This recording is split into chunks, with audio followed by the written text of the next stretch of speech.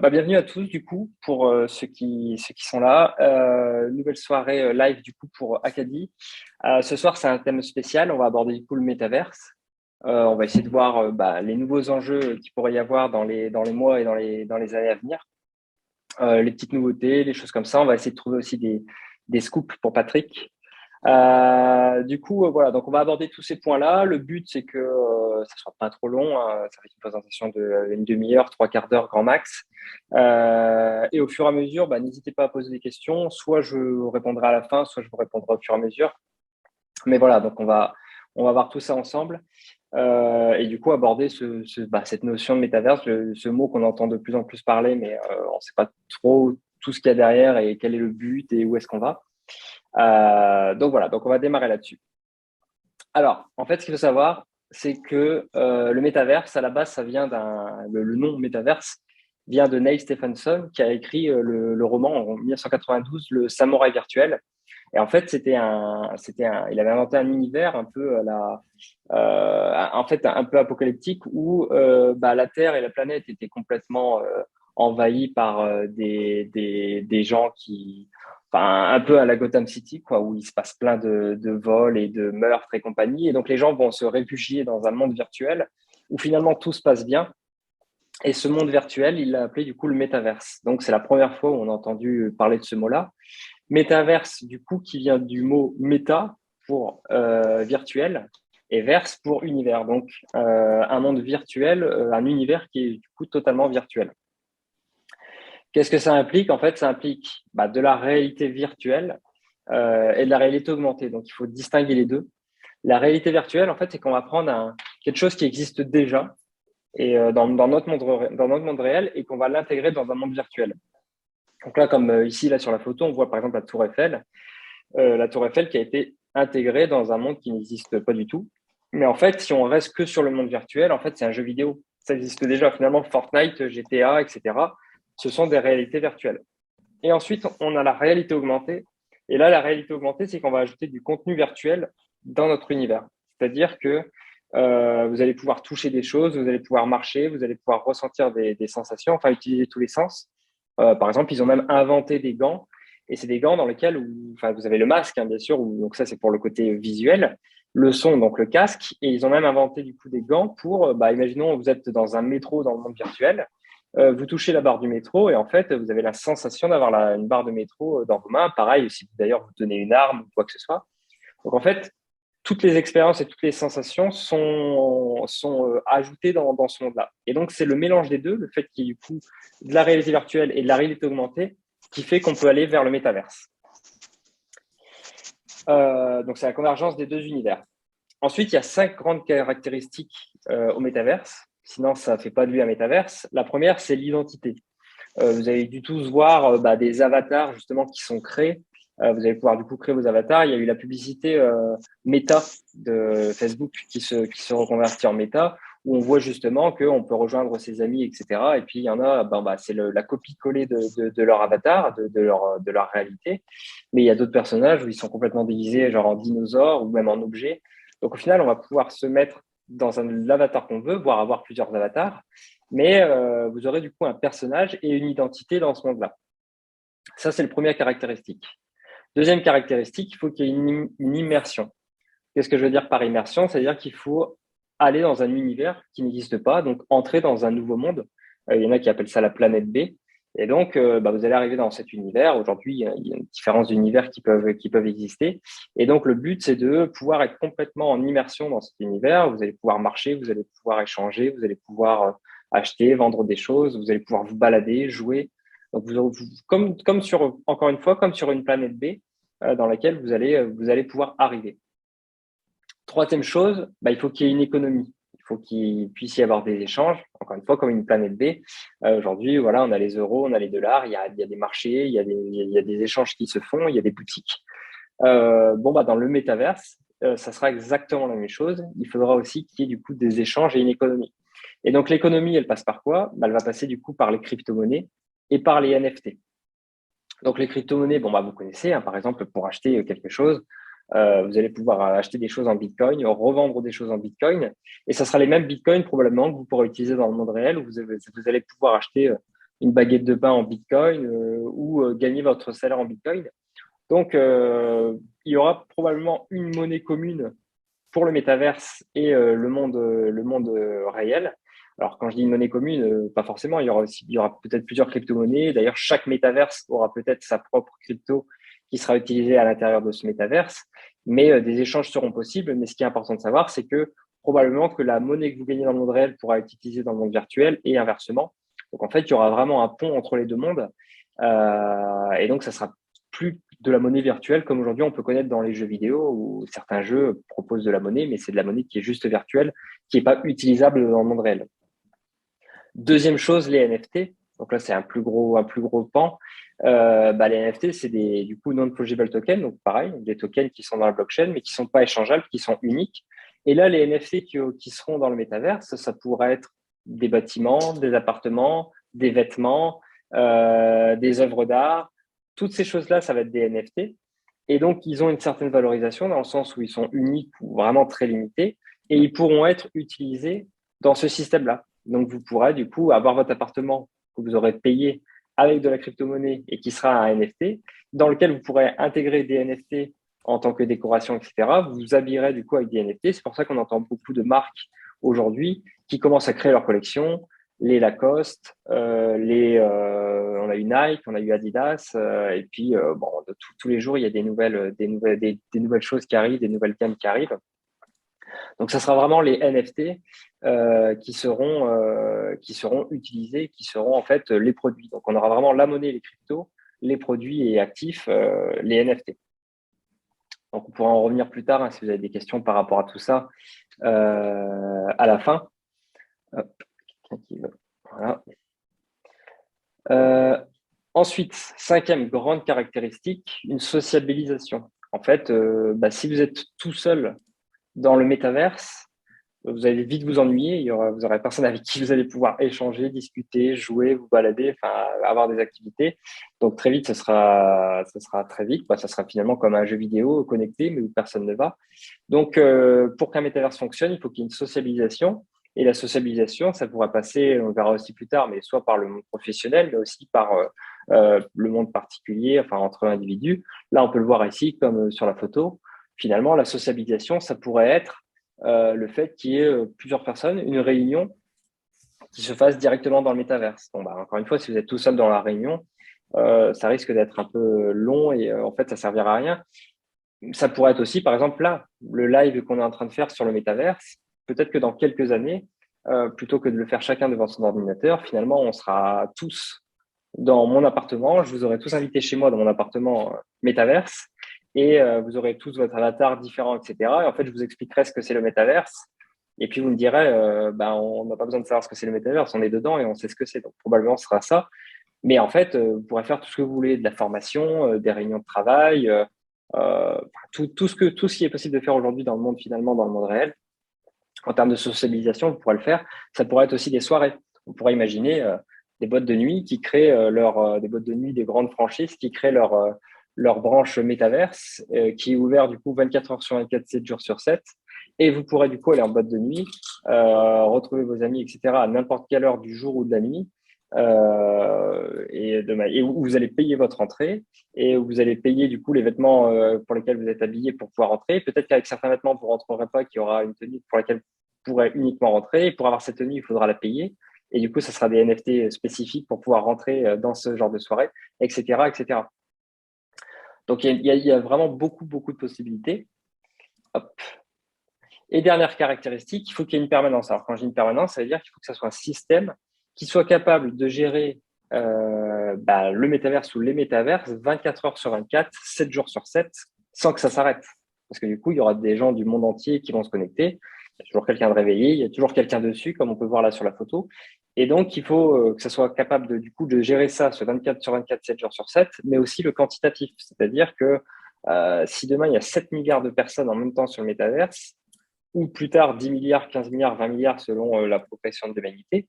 Il faut des systèmes aussi et du coup des blockchains qui soient capables de pouvoir gérer ce nombre de personnes et du coup toutes les transactions qu'il y aura sur le système. Donc voilà, ça c'est vraiment les 5 caractéristiques à retenir. S'il manque une de ces caractéristiques, au final, bah, soit on est dans les jeux vidéo, soit on est sur Internet, mais on n'est pas vraiment dans le métaverse, quoi. On est dans un entre-deux, donc il faut On est vraiment tout avoir à fait ces 5 d'accord. caractéristiques-là. Si ça te fait Hop, vraiment chier, je vais bosser ailleurs, hein. alors hop, voilà, je vais désactiver. Ensuite, alors à quoi ça sert? Il y a plein de gens qui se posent la question en disant, un peu comme pour la blockchain, les crypto-monnaies, etc.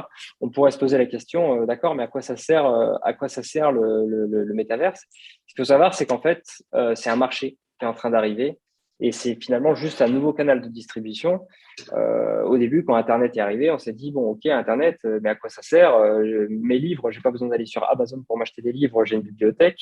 J'ai pas besoin d'aller sur Booking pour réserver un hôtel, j'ai une agence de voyage en bas de chez moi, etc., etc. Bon, bah, à quoi ça sert? Bah, ça sert justement, Internet, à aller plus vite, le fait que ça coûte moins cher. Et là, bon, bah, à quoi ça pourrait servir le métaverse? Ben, il y a des gens qui sont de plus en plus seuls. On a de plus en plus de gens qui vivent seuls. On a aussi, en plus de ça, bah, des choses comme le Covid et des confinements qui arrivent et qui pourraient réarriver.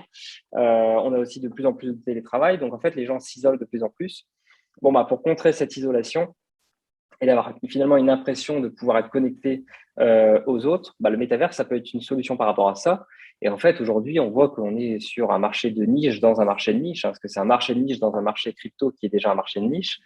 Le chiffre d'affaires en 2021, c'était 17 milliards de dollars qui a été investi dans le métaverse. Mais en fait, ce qu'on voit, c'est que c'est vraiment à partir de 2025-2026 où ça risque de pousser très fortement. Ça tombe juste après, pour le coup, le halving du Bitcoin en 2024. Et en fait, pourquoi? Parce que là, actuellement, il y a toutes les bases qui sont en train de se mettre en place. Donc, on entend parler des entreprises comme Sandbox, Decentraland ou d'autres.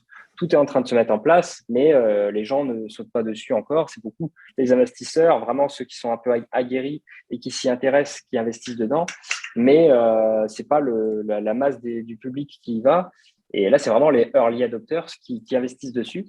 Mais en fait, on pourra avoir du coup la masse, c'est vraiment ceux qui vont l'utiliser, l'adoption, qui pourrait avoir lieu du coup sur la deuxième partie de la décennie, donc entre 2025 et 2030.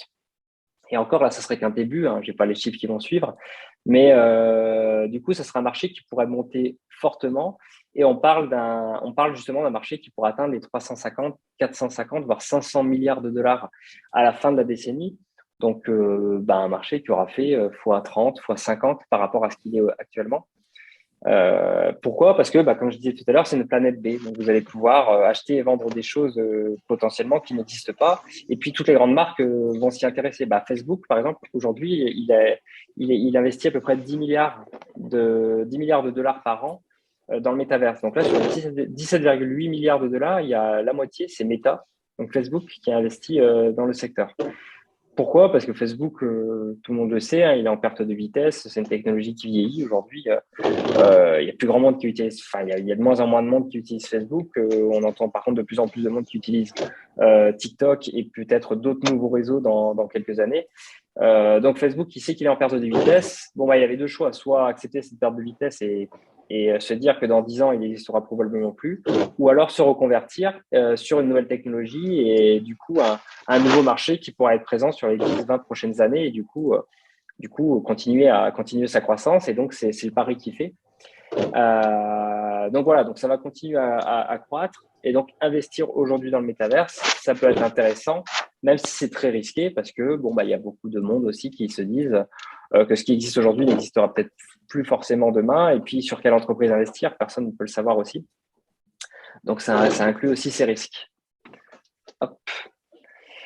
Donc, je vais prendre 4 exemples de secteurs qui se sont mis dans le métaverse et dont on a entendu parler, mais en réalité, je pourrais prendre sur tous les secteurs de l'économie, on pourrait trouver des idées et des exemples.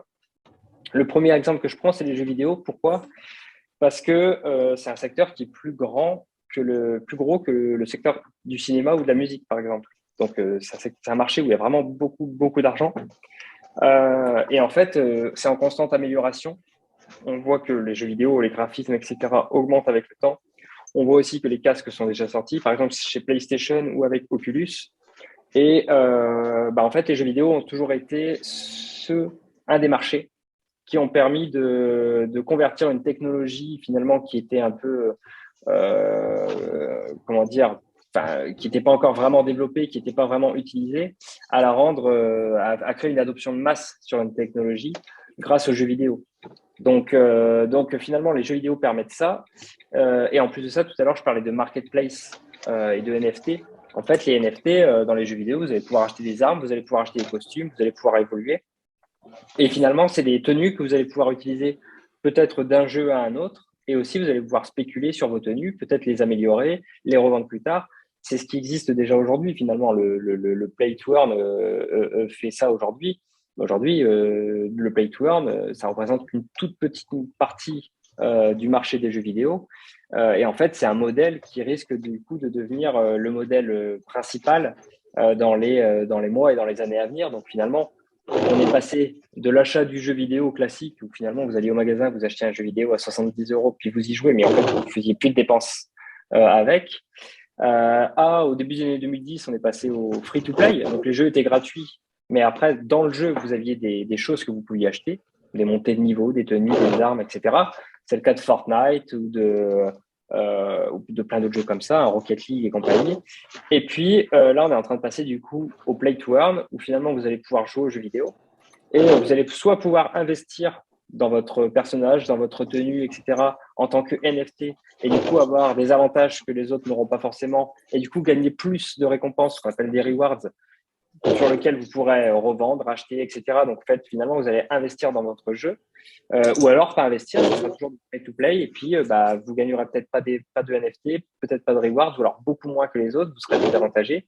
Mais du coup, il y aura deux systèmes de jeu, mais dans tous les cas, vous pourrez jouer. Alors ouais, je vais mute. Hop, voilà. Euh, Deuxième secteur, le secteur des réseaux sociaux. Donc, j'en ai parlé tout à l'heure avec Facebook qui s'est transformé en Meta. Au final, les réseaux sociaux vont tous, un par un, s'intéresser. Ils s'intéressent déjà tous au métaverse. On a pas mal de rumeurs sur Apple, sur Google, sur Amazon qui s'y intéressent aussi fortement. Et donc, on pourrait imaginer plus tard des rencontres pro. Donc, par exemple, un entretien d'embauche, des réseaux professionnels, des réunions de travail, etc. Comme on a vu tout à l'heure, qui pourraient se passer directement du coup dans le métaverse.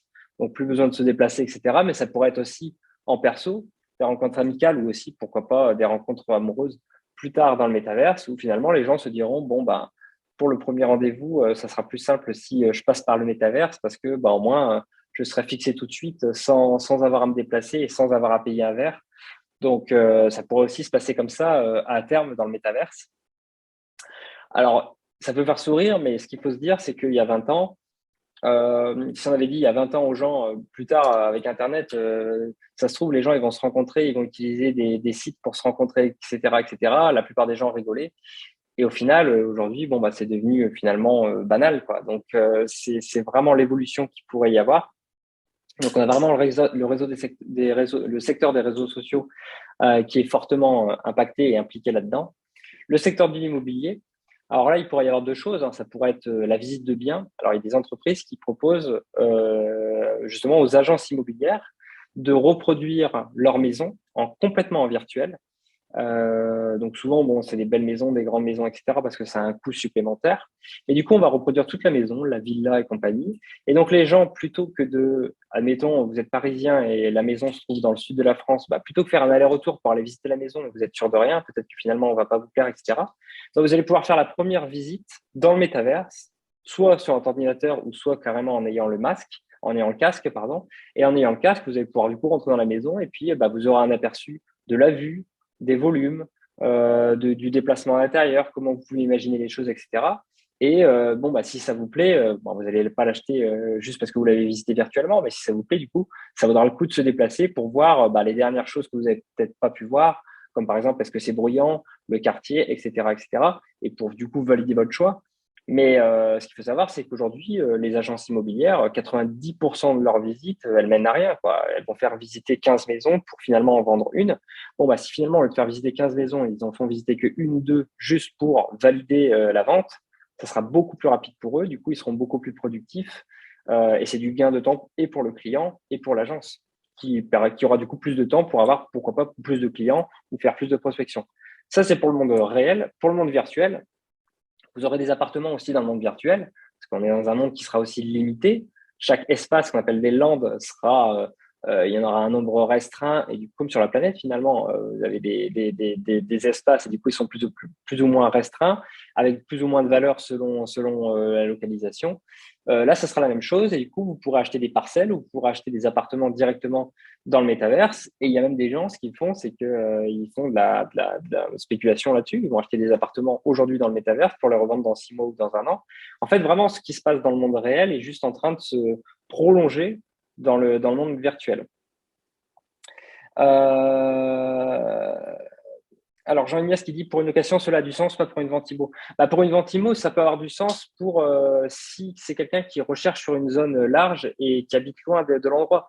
S'il peut visiter 5, 10, 15 maisons avant de visiter pour vraiment l'acheter, ça peut être intéressant pour cette personne-là. Il va quand même gagner du temps. Peut-être que finalement, il va avoir quelque chose dans le métaverse directement en faisant sa visite qui va être un frein pour lui où il va dire bah non, en fait, ça vraiment, je peux pas parce que ça va pas. Plutôt que de se déplacer et d'aller voir. Alors bien sûr, comme je disais, il va pas l'acheter après avoir fait sa visite virtuelle. Il va pas dire ok, c'est bon, j'achète parce que forcément c'est un engagement qui est très fort. Mais par contre, ça va permettre d'éliminer en tout cas les maisons sur lesquelles il y a eu des points qui étaient bloquants et donc il aura forcément gagné beaucoup de temps à ne pas se déplacer pour y aller. Donc voilà, donc il faut vraiment dire que c'est pas pour la visite finale, c'est plus pour défricher entre guillemets le terrain, quoi. C'est quelque chose qui se fait un petit peu déjà dans l'idée. Il y a des sociétés qui font une visite, en fait, qui se filment en train de visiter euh, pour des acquéreurs, admettons un fonds d'investissement qui est à Paris, qui visite des biens, je ne sais pas moi, à Limoges. Au lieu de se déplacer, ils font une visite virtuelle en regardant une vidéo, si je peux dire ça comme ça. Et ben là, en fait, le bien sera matérialisé et pourront se déplacer, interagir avec l'environnement directement. C'est ça. Et pour le faire quand ils veulent, 24 heures sur 24, 7 jours sur 7, il y a besoin de personne. C'est comme si la maison elle était toujours ouverte sans avoir le risque que la vraie maison soit ouverte, quoi. Donc c'est super c'est super pour tout le monde, quoi. Alors, si je peux donner mon avis à ce sujet, parce que je fais des visites virtuelles depuis 2011, je peux vous dire que j'ai démarché énormément d'agences immobilières en Belgique, en Suisse, au Luxembourg et en France. Et d'une part, il faut que l'agent immobilier ait une exclusivité de vente pour payer ça, sinon il ne le fait pas. Et si c'est un bien plus de haut de gamme ou de très haut de gamme, ils ne le feront pas parce que tout le monde peut visiter cette maison et elle est brûlée, entre guillemets, entre parenthèses, et risque de vol ou de visite par après. Le fait de le publier de le fait qu'elle soit accessible à tous, elle va être. En fait, ouais, il faudrait qu'elle ait l'exclusivité, mais ce que je sais, c'est que en fait, il y a de plus en plus d'agences qui proposent un peu ça, comme Max disait, de pouvoir finalement visiter la maison via une vidéo ou via du virtuel, ce qui permet soit d'attirer ou soit de faire venir du monde. Après, l'exclusivité, de toute manière, il y aura toujours ce combat entre agences de personnes qui veulent récupérer le bien, etc. Mais s'ils ont signé un contrat d'exclusivité, entre guillemets, l'agence, normalement, elle est couverte. Donc, voilà. Oui, à après, ce moment-là, oui, mais il y a beaucoup de conditions. Ouais, voilà, il y a des conditions à mettre en place. Pour le marché de la location, ça a tout son sens, comme je disais. Ça rejoint une visite virtuelle standard 360, photo ou vidéo. C'est ça. Et, ça peut être ça c'est le même système, seulement c'est dans le métaverse, c'est tout. C'est ça, c'est le même système. Après, ça peut même être le marché finalement de logement de vacances, Airbnb, etc. Les Airbnb à terme pourraient dire, ouais, vous pouvez visiter avant d'y aller. Des gens qui ont passé une semaine, 2 semaines. On a souvent le cas aussi de logements de vacances où on voit des photos qui sont superbes, etc. Et puis après, on se rend compte qu'en fait, la réalité, c'est pas du tout ça. Bon, là, l'avantage, c'est que pour ceux qui sont sûrs de leur bien et qui ont une légitimité de dire, voilà, moi, je suis sûr de mon bien et c'est pas une arnaque, etc. Et les gens seront contents d'y aller. Ils auront tout intérêt à créer la version métaverse pour la rendre accessible à tout le monde en priorité. Et en fait, ça sera juste de la publicité gratuite et une preuve de confiance pour les gens, quoi. Un peu comme une certification en disant, ouais, il y a une visite virtuelle qui est possible en plus, quoi. Donc, Oui, voilà, puis, après avoir, voilà, il y a certaines conditions. Ouais. puis ce qu'il faut voir aussi, c'est dans le futur, on ne sait pas comment vont se dérouler les ventes. Aujourd'hui, il faut passer par le notaire et ainsi de suite. Mais qui dit pas que dans 15 ans, je pourrais acheter un bien via un NFT. Avec le sous-jacent, j'ai la maison 110 rue de l'Impasse à ici les Moulineaux. Il y a aussi C'est ça ça. qu'il faut prendre en compte. C'est ça. Et même hors NFT, aujourd'hui, finalement, il y a déjà un peu Realty qui fait ça en disant, bon, aujourd'hui, c'est que sur la législation américaine, mais de dire, voilà, on va prendre une maison, on va la couper en 150 parts ou en 300 parts de $50 ou plus, hein, ou beaucoup plus de parts. Et vous pouvez acheter une part, deux parts, 5 parts, 10 parts. Donc là, c'est plus vraiment du métaverse, hein, c'est plus finalement de la blockchainisation d'immobilier. Mais au final, oui, c'est vrai qu'avec la blockchain, finalement, ce sera peut-être plus des notaires, ce sera des smart contracts. Et dans les smart contracts, il sera indiqué que, bah oui, on met votre maison sur ce truc-là. Par contre, il n'y a que chez nous qu'elle est disponible, etc., etc. À voir ce que ça va donner. Après, comme je montrais là sur le métaverse, c'est pour ça que l'explosion va pas avoir lieu cette année ou l'année prochaine, qu'on est plutôt sur une explosion qui aura lieu fin de la décennie, peut-être même dans les années 2030. On est vraiment sur, là, c'est un marathon plutôt qu'un sprint. Et donc, toutes ces petites pierres-là, elles vont s'ajouter au fur et à mesure. Il y a la régulation qui va arriver par là. Et puis, je pense que chaque marché va prendre en main ce truc-là en disant, bah voilà, on a un nouveau canal. Soit on va à l'encontre, soit on l'utilise. Et puis après, au fur et à mesure, bah, la législation va suivre et puis il y aura un cadre et puis on arrivera sur une finalité comme il y a eu avec Internet, où finalement, au début, il y a des agences qui se sont dit non, on va pas se mettre sur Internet. Et puis au final, au fur et à mesure, parce qu'ils se sont dit, si je mets mes annonces sur Internet, du coup, elles seront visibles par tous mes concurrents, donc j'ai pas envie, etc., etc. Puis au final, derrière, maintenant, bah, le marché, si on n'est pas présent sur Internet, il y a peu de chances qu'on fonctionne. Donc, il y aura plus de risques, entre guillemets, à ne pas intégrer le métaverse qu'à l'intégrer. Pour le moment, c'est pas encore le cas, mais dans quelques années, ça sera probablement le cas. Hop. Dernier secteur, le secteur professionnel. On a vu Carrefour qui a fait, je crois que c'était au mois d'avril ou au mois de mai, un entretien d'embauche collectif dans son métaverse. Donc là, on voit qu'ils sont sur une île un peu paradisiaque, etc. Donc on voit qu'au niveau des graphismes, pareil. Je disais que ça va être sur plusieurs années, que c'est un marathon. Au niveau des graphismes, c'est la même chose. On voit que là, on est plutôt sur du Second Life ou du PlayStation 1 en termes de graphisme. Mais il faut se dire que ces choses-là vont évoluer. Ça permet aujourd'hui à la blockchain de pouvoir être fluide, de pouvoir gérer ce genre de graphisme et d'interaction. Mais plus la blockchain va évoluer, plus il va y avoir d'interaction, plus il va y avoir de développement qui vont être faits derrière. Plus ça va évoluer, un peu comme tout. Donc voilà, donc ça va évoluer. Donc on a des entretiens d'embauche, on peut imaginer aussi des entretiens malheureusement de licenciement, les formations, des meetings. Si vous travaillez en entreprise, ça peut arriver de temps en temps, une fois par an, qui vous disent allez, on se réunit tous et puis on va faire un meeting, on va vous annoncer les chiffres, on va annoncer les nouveautés, etc. Bah, pour une entreprise, ça coûtera beaucoup moins cher finalement d'avoir un terrain et d'organiser des événements de temps en temps, peut-être même plus réguliers, que de faire peut-être traverser des gens de toute la France, voire du monde entier pour les réunir dans un même endroit, les loger et organiser des choses. Donc, c'est un vrai enjeu pour les entreprises. Ça peut être aussi du commerce virtuel. On parle de Digifizi. Il y a de plus en plus de marques qui proposent du coup des produits qui sont physiques, mais qui a aussi une version digitale. Par exemple, Samsung, il a créé sa boutique qui est un métaverse et vous pouvez acheter la télé. Vous pouvez acheter par exemple la télé dans le monde réel et vous aurez la version métaverse dans le métaverse du coup.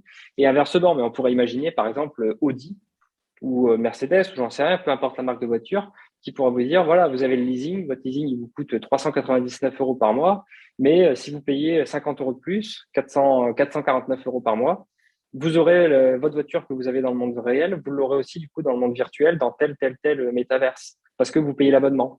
Ou Netflix pourrait acheter un terrain, installer un cinéma et dire, voilà, c'est le cinéma Netflix.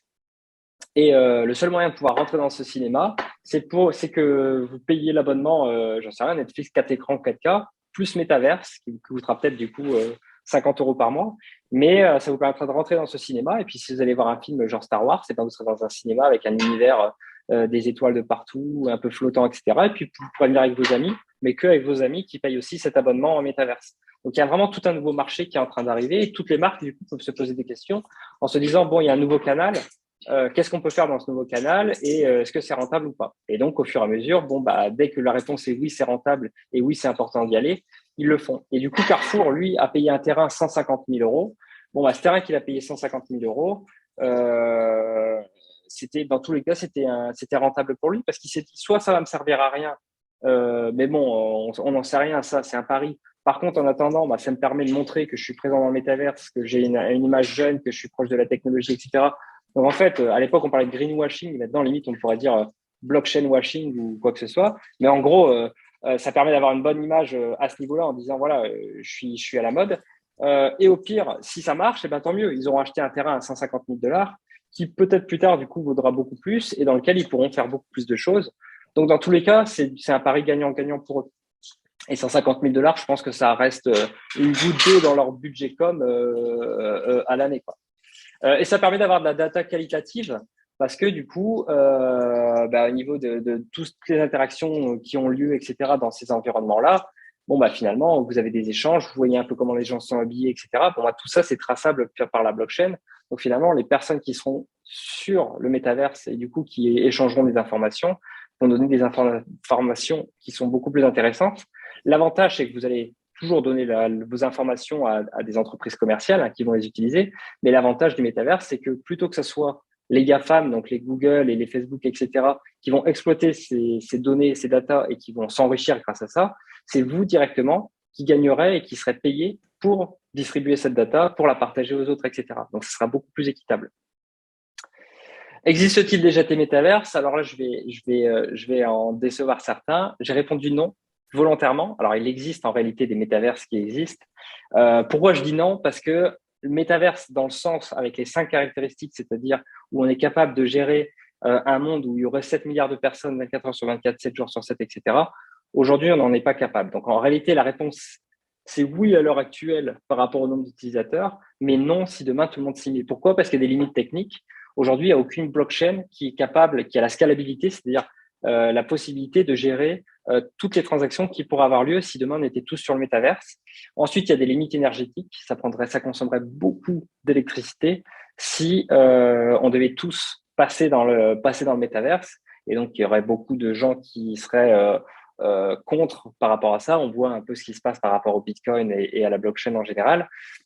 Et ensuite, il ne faut pas oublier qu'il y a des limites psychologiques. Il y aurait des gens qui pourraient avoir des grosses addictions, des pertes de goût au monde réel. Imaginez, dans votre monde réel, votre vie, elle est pourrie. Et vous allez dans le métaverse et en fait, vous êtes le roi du monde, vous êtes très riche, vous avez un superbe appartement, une superbe voiture, etc., etc. Bon, bah, il y a des gens qui vont se dire, je vais pas retourner dans mon monde réel, tout se passe bien dans mon monde virtuel, donc je préfère y rester. Puis il y aurait des détournements et des choses qui devraient pas passer forcément. Donc après, c'est pas pour ça qu'il faut l'interdire. C'est comme Internet. Il y a des gens qui sont addicts, il y a des gens qui ont perte du goût au monde réel, etc. C'est pas parce ça va concerner une minorité de personnes qu'il faut interdire le reste. Juste, il faut le prendre en compte et se dire que c'est une limite sur laquelle il faudra aussi du coup trouver des solutions pour entre guillemets limiter la casse. Dernière partie, investir. Dans quoi vous pouvez investir si vous voulez investir dans le métaverse? Il y a 3 possibilités, soit dans les tokens, soit dans les NFT, soit dans les lands. Après, peut-être que Max, toi, tu as d'autres idées. Au niveau des tokens, aujourd'hui, là, j'ai pris le top. Alors, le screenshot n'est pas à jour. Hein, c'était, je crois, la semaine dernière ou il y a 15 jours. Mais ça, c'est le top en termes de capitalisation les tokens les plus, c'est le plus capitalisé. Donc, on a Decentraland et Apecoin, The Sandbox dans le top 3. Là, ici, on voit l'évolution qui a eu lieu par exemple, sur Sandbox, sur cette année, enfin, depuis l'année dernière, depuis septembre dernier. Non, depuis 2020, pardon. Et donc, en fait, c'est une crypto qui va aller entre 5 centimes et aller 1 dollar sur 2020-2021. Et en fait, sur la fin de l'année 2021, elle est passée de ce 1 dollar, elle est montée à plus de 8 dollars. Donc là, aujourd'hui, on est bien redescendu. Je crois même qu'on est revenu en dessous des 1 dollar. Pareil pour Decentraland. En fait, les 2 pics là qu'on voit, c'est à peu près la période où justement Facebook a annoncé qu'il se transformait en Meta. Decentraland, voilà, qui pendant des années, Decentraland qui existe depuis 2017, était aux alentours de 2-3 centimes pendant toute 2019-2020. Puis après, il y a eu une bonne montée avec le bull run de 2021. Donc, on a une montée aux alentours de 1 dollar. Donc, c'était un x 50. Ensuite, ça s'est calmé un petit peu jusqu'à ce que Meta annonce du coup en fin d'année. Et donc, on est monté à 5,40 $. Et donc, aujourd'hui, voilà, on se stabilise plutôt aux alentours des 1 dollar aussi. Donc, ça, c'est les tokens sur lesquels c'est possible aujourd'hui d'investir. Ensuite, comme je disais, les NFT. Donc, vous pouvez investir du coup sur différents sites, soit des avatars, soit directement des vêtements. Là, on voit sur Decentraland et on voit justement qu'il y a des marques qui proposent des partenariats. On voit justement, je crois que c'est on a le hoodie là de Kraken par exemple, donc ou des choses comme ça. Donc on pourrait avoir aussi des marques qui pourraient s'inscrire dessus. Et donc sur les landes, donc c'est les terrains et donc il y a différents métaverses et donc vous pouvez investir aussi sur les landes, même s'ils partent très vite et que ça coûte très cher. Mais c'est aussi une autre manière de pouvoir investir. Hop. Donc voilà pour la présentation. C'est vraiment un tour global de ce que c'est le métaverse, vers où on pourrait aller, le potentiel, différentes applications. Donc, je ne sais pas si vous avez tout bien compris, si tout est OK. Et si vous avez des questions, c'est le moment de les écrire du coup. Une petite réflexion ou idée. On n'a pas besoin de moyens de transport en fait dans le métaverse, puisque on peut passer physiquement en 2 clics d'un lieu à l'autre dans le même métaverse et peut-être changer, si on a plusieurs avatars et si on est inscrit dans plusieurs métaverses, entre guillemets pour l'instant, c'est facile avec la souris ou le clic, quoi. Max, on peut avoir besoin de moyens, entre guillemets, de locomotion dans les métaverses, parce que un métaverse, en fait, faut comprendre le principe. C'est une vie secondaire. Donc, les maps, les landes, le terrain, la parcelle sur laquelle on se trouve et sur lesquelles on peut se déplacer, ça peut faire des centaines de kilomètres carrés, au même titre que la vraie vie. Admettons, prenons, je ne sais pas, Decentraland ou Sandbox. Si, admettons, j'ai une parcelle qui est au sud de la grosse ville, dans l'échelle du jeu, ça se trouve, ça sera à 100 km. Et s'il y a un événement là-bas et que je veux m'y rendre rapidement, je vais avoir besoin d'un moyen de locomotion. En fait, c'est une question d'échelle. Ah bon? Moi, je pensais que comme Google Maps, j'entre une adresse et boum, en 2 secondes, j'y suis. Ça va tout dépendre de comment sont configurés, entre guillemets, les métaverses. Alors, si je peux donner une idée qui va parler peut-être à tout le monde, pour moi, le meilleur exemple actuellement d'idée de métaverse, c'est le jeu vidéo GTA 5. Je ne sais pas si tout le monde connaît. Donc, GTA, c'est entre guillemets une grosse île, on va dire, où tout le monde est un peu libre de faire sa vie, etc. Et je ne peux pas me téléporter d'un point à un autre. Si je veux me rendre à un endroit, le plus rapide, en fait, c'est tout simplement de prendre un véhicule, une voiture et de se déplacer. Après, il y a des choses qui peuvent être implémentées. Ça va tout dépendre des univers où on est. On va pouvoir, je ne sais pas, créer un téléporteur qui va nous téléporter d'un point A à un point B directement. Mais du coup, en payant des tokens. Exactement. Ce téléporteur, peut-être que ça sera un NFT, que le propriétaire du NFT dira, si vous voulez prendre ce téléporteur du point A à un point B, il va falloir me rémunérer. Donc, on est, je ne sais pas, sur NFT World, il va falloir me payer avec leur token, donc le World Token, pour que je vous le téléporte du point A au point B. En fait, ça va tout dépendre de comment sera designé le métaverse, la lande sur laquelle on se trouve. Et après, il y a le côté image aussi, parce que comme je disais tout à l'heure, le côté communautaire, on est avec, du coup, il y aura d'autres personnes. Et comme sur GTA ou d'autres jeux, ce qu'on voit, c'est que les gens, ils n'achètent pas forcément que pour eux. Ils achètent aussi pour montrer aux autres en disant, t'as vu, j'ai ci, j'ai ça, j'ai telle voiture, j'ai tel skin, etc. Bon, peut-être que du coup, dans le métaverse, les gens ils pourraient marcher, ils pourraient se déplacer ou ils pourraient se déplacer avec le véhicule le moins cher possible. Mais il y en a plein, il y a du monde, comme dans le monde réel aujourd'hui. Dans le monde réel aujourd'hui, finalement, on pourrait tous rouler en Dacia. Mais pourtant, il y a des gens qui roulent en Porsche, des gens qui roulent en Mercedes, parce que c'est pour montrer qu'on appartient à ce clan-là de moi, je peux rouler en ci, moi, je peux rouler en ça. Dans le métavers, ça sera exactement la même chose. Il y a ceux qui rouleront en vélo et qui diront moi, je m'en fous, de toute façon, je vais d'un point A à un point B en vélo, ça me va très bien. Et il y a ceux qui diront non, moi, je veux rouler en Lambo dans le métavers et je vais la payer beaucoup plus cher, mais au moins, les gens verront que je roule en Lambo. C'est le même monde. À titre d'exemple, moi, j'ai acheté des NFT. Des bateaux. Par exemple, comment un avatar va pouvoir traverser une zone humide, une mer, un lac, il va falloir un bateau. Donc, peut-être que dans le futur, mes bateaux que j'ai achetés, mes yachts, mes bateaux à voile seront peut-être implémentés sur un métaverse. Et si quelqu'un voudra traverser, je lui dirai, écoute, il va falloir me payer X de crypto pour que je puisse te faire bénéficier d'un voyage. Comme dans la vraie vie, admettons, je sais pas, je vais à Annecy, j'ai envie d'aller sur le lac, je vais pas nager, je vais louer un petit bateau.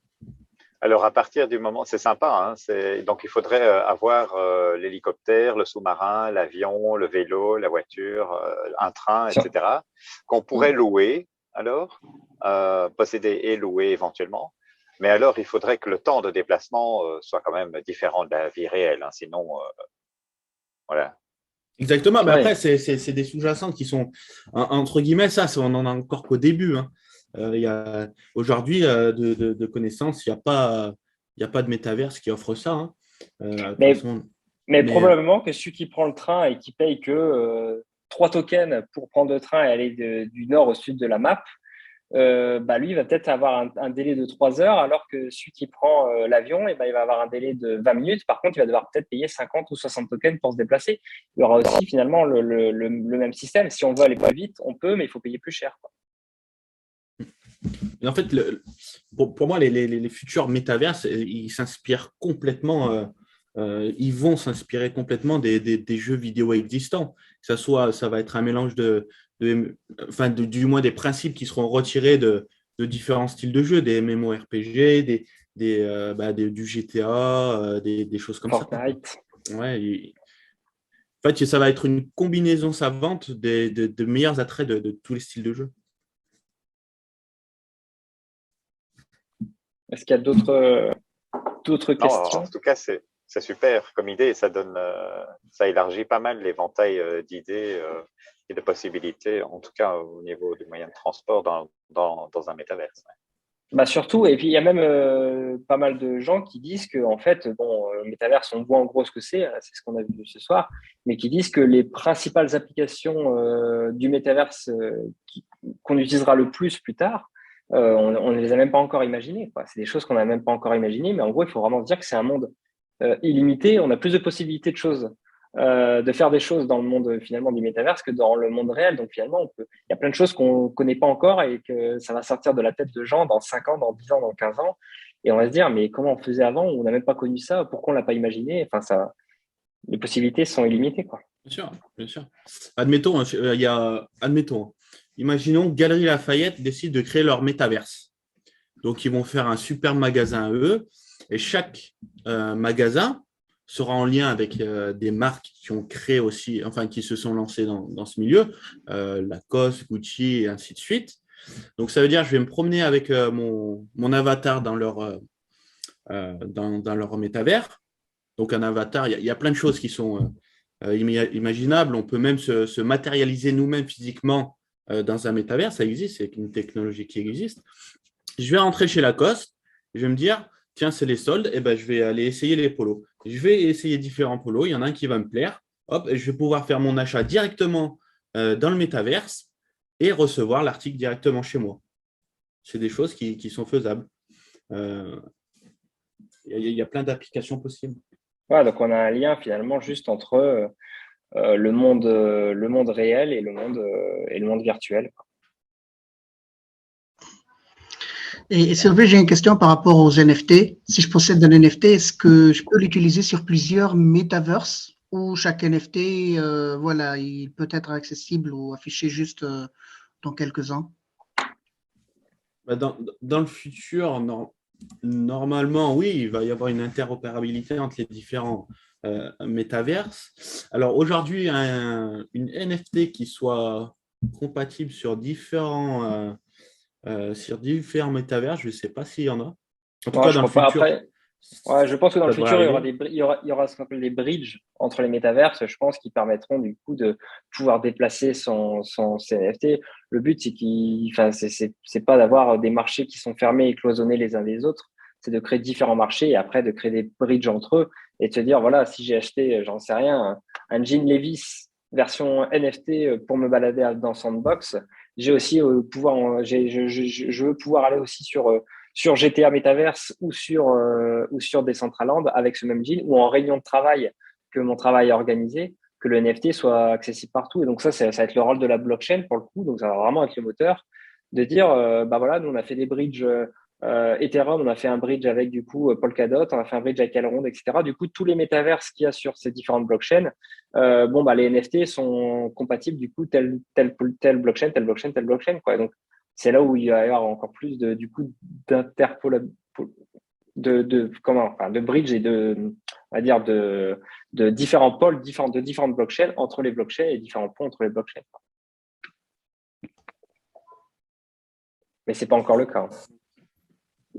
Et d'ailleurs, GTA, je ne sais pas si vous aviez suivi un peu. Donc, GTA 6, il y aura des tokens dans GTA 6, des vrais tokens.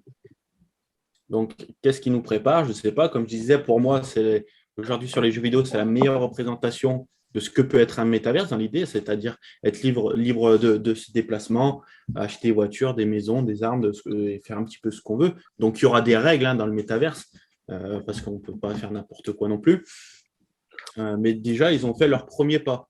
Donc, peut-être que GTA 6, dans les années à venir, on pourra acheter directement des biens dans le jeu, ou peut-être GTA 7, ça sera complètement une grosse lande avec tout ce qu'on peut y retrouver déjà.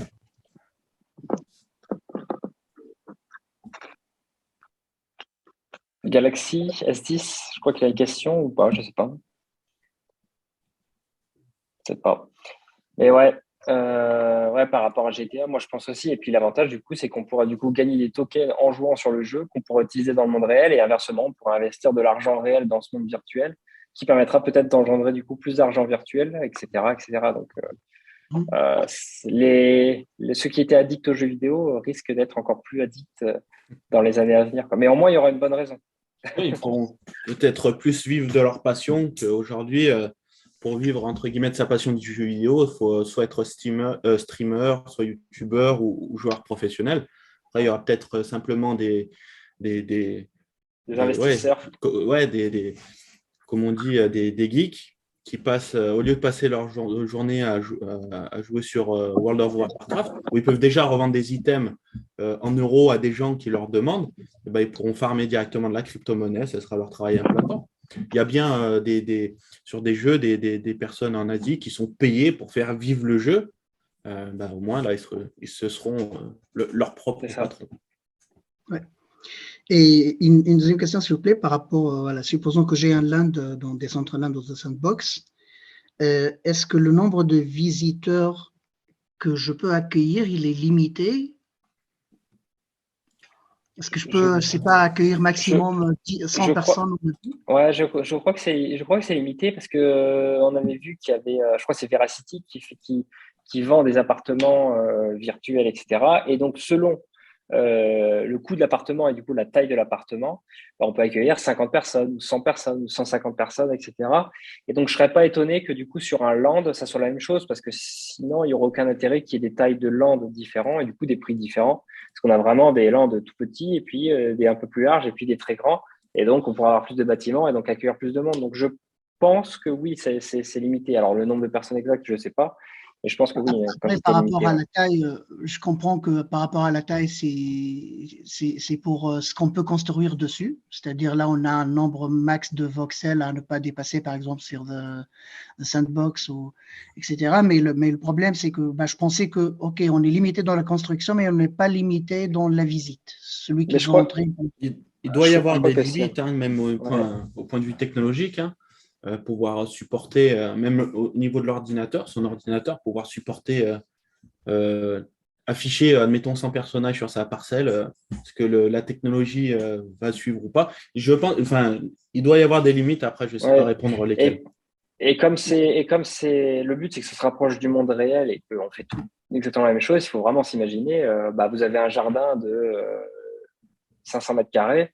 Bon, vous pouvez mettre 50 personnes dans votre jardin et pas plus. Bon, il faut vraiment se dire, je pense vraiment qu'au niveau des métavers, c'est la même chose de se dire, voilà, vous avez ce terrain-là, c'est tant de personnes maximum. Et c'est pour ça aussi, ça inciterait les gens qui veulent investir beaucoup plus de monde et du coup faire plus de business, de se dire, il me faut un terrain plus grand, donc je vais investir plus, etc., etc. Sinon, autant prendre un petit terrain Et du coup, c'est après, on possible fait… d'éjecter des personnes au bout, je sais pas, de 10 minutes Si Pardon? t'es pro- si- Est-ce que je peux éjecter des personnes? Bah, j'ai 100 personnes, bah, celui qui passe Ouais. les 30 minutes, voilà, je veux qu'il sorte pour c'est répondre. des choses qui, à mon avis, seront réglables. Du moment que tu es propriétaire de là où tu te trouves, en fonction encore une fois, des projets, etc., si tu as quelqu'un, entre guillemets, qui est là pour faire de l'anti-jeu ou des choses comme ça, je pense que c'est possible de le bannir, ouais, complètement. Sur, Mais sur, sur son territoire, ouais. ouais. OK.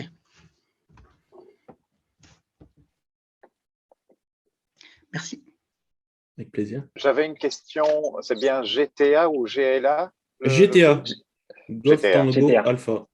Alors moi, je suis pas joueur, j'ai pas le temps de jouer, mais par contre, si c'est quelque chose qui va percer, est-ce qu'il y a un token, une crypto? Est-ce que je peux investir là-dedans? Elle n'est pas encore sortie. GTA 6 lui-même n'est pas encore sorti. Ça vient juste d'être annoncé là. Mais je pense que oui, effectivement, ça pourrait être un token dans lequel investir. Pourquoi? Parce que GTA, c'est une très, très, très, très grosse licence du jeu vidéo. GTA 5, donc celui qui est encore son prédécesseur, quoi. Il est là depuis une dizaine d'années et il y a toujours autant de monde et c'est un jeu qui ne 2013, je meurt crois. pas. C'est ça. Et Et ils ont d'autres jeux hein, comme Red Dead. Et je pense que d'ailleurs, ce serait sûrement genre le Rockstar Token, quelque chose comme ça. Donc, c'est la maison d'édition. L'avantage, c'est qu'ils pourraient l'utiliser du coup sur tous leurs jeux qui sont du même principe. Donc, finalement, le Rockstar Token pourrait être utilisé autant dans le western que dans Vice City, que dans le futur GTA, etc. Donc, ça pourrait être. Et il y a même, pourquoi pas, possibilité, on n'en sait rien, hein, qu'ils fassent un truc qui soit même rétroactif et du coup que les anciens jeux aussi soient intégrés aussi dans tout ce système-là. Donc là, pour le moment, c'est trop tôt pour investir dessus, etc. Mais par contre, c'est un truc à suivre, Rockstar et GTA 6. Mais je pense pas avant 2023, voire 2024, qu'on aura des nouvelles dessus. Et s'il y a un lancement, je pense que le lancement, le partenaire, il sera chanceux et ça sera un truc genre Binance ou quelque chose comme ça, ouais. probablement. Donc, on en entendra parler, je pense. Oui, tu parles de Binance, mais ça peut être Polygon, ça peut être n'importe quelle blockchain finalement. Alors, Non, au niveau de la plateforme. En fait, il y a les plateformes qui proposent du coup des launchpads, donc pour pouvoir acheter des tokens en vente privée, en avance, vente publique, mais en Oui, je anticipé. comprends très bien le Launchpad. Oui. Et ensuite, la blockchain utilisée, oui, ça pourrait être n'importe quelle blockchain. Et après, ça va voir ce qu'ils choisiront. Alors là, pour le moment, c'est vraiment c'est encore très loin et je pense qu'eux, ils sont en train de travailler dessus, mais c'est des informations qu'on aura au fur et à mesure. Et puis ça, on verra, ouais. Mhm. Ok, merci. Intéressant. Pas de rien. Est-ce qu'il y a d'autres questions avant qu'on termine? Comme ça, on va terminer là-dessus. S'il n'y a pas de questions, tout va bien.